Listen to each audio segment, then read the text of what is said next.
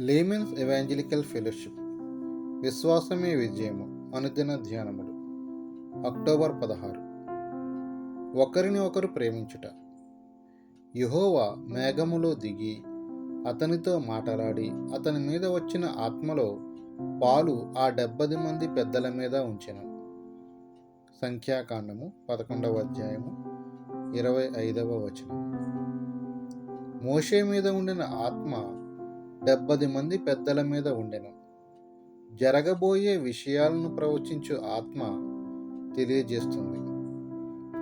సామాన్యులు గొప్ప కృపతోనూ శక్తితోనూ దేవుని సేవ చేస్తున్నారు. ఒకరిని ఒకరు ప్రేమించుడి అని బైబిల్ చెప్పుచున్నది. ఇది క్రొత్త ఆజ్ఞ. మనము ఒకరము మన ప్రాణములను అర్పించబద్దులమై ఉన్నాము.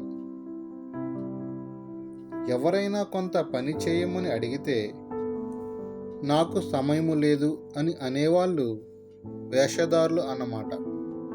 మనము సహోదరుల కొరకు మన ప్రాణములను అర్పించబద్దులమై ఉన్నామని బైబిల్ చెప్పుచున్నది.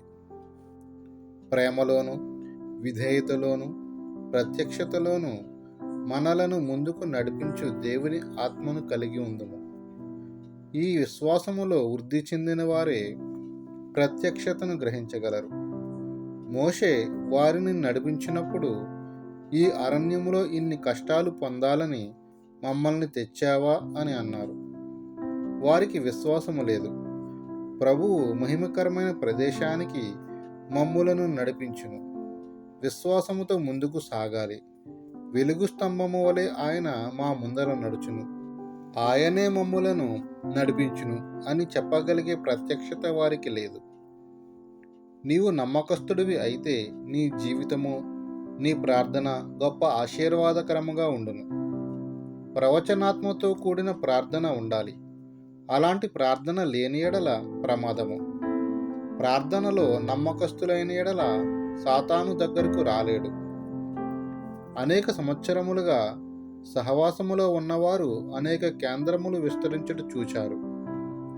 ఈ కేంద్రాలను కాచుకోవాలి. నీవెందుకు ప్రవచించుట లేదు? లోపమేమిటి? మనమెక్కడ దేవుని విఫలమయ్యేటట్లు చేస్తున్నాము? మనము దేవుని ప్రకాశము మహిమను పోగొట్టుకున్నాము.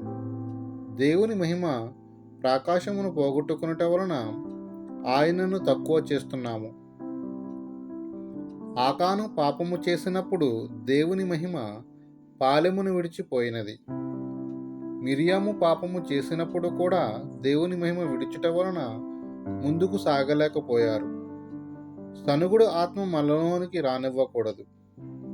అనేక కృపలను బట్టి దేవునికి కృతజ్ఞతాస్తుతులు చెల్లించాలి. దేవుని రాజ్యము ఎడల భారము, దర్శనములతో మనము వృద్ధి చెందాలి.